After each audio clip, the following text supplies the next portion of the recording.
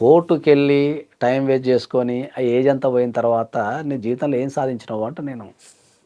కోర్టుకి ఎప్పుడైనా ఏంది నెసెసరీ, ఇది తప్పదు, ఇక ఇక్కడ దీనికి వేరే ఆప్షన్ లేదన్నప్పుడు కోర్టుకెళ్ళాలి. హ్మ్.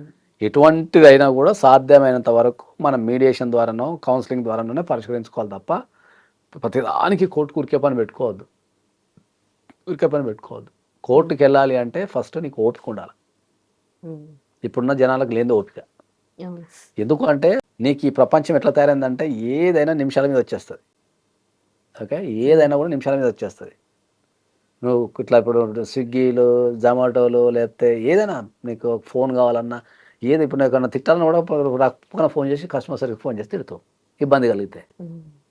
కానీ కోర్టుల సిస్టమ్ లేదు. కోర్టు అంటేనే ఓపిక, హ్మ్. చాలా ఓపిక ఉండాలా. 4 సార్లు అడ్వకేట్ ఆఫీస్కి వెళ్ళాలా, ఓ 4 సార్లు కోర్టుకి వెళ్ళాలా. ఓకే, ఫైనాన్షియల్ మేనేజ్మెంట్ చేయాల్సి వస్తుంది, సరైన ఫీజులు ఇవ్వాల్సి వస్తుంది. ఒక కేసు హెల్తీగా ఉండాలంటే ఇవన్నీ ఉండాలా.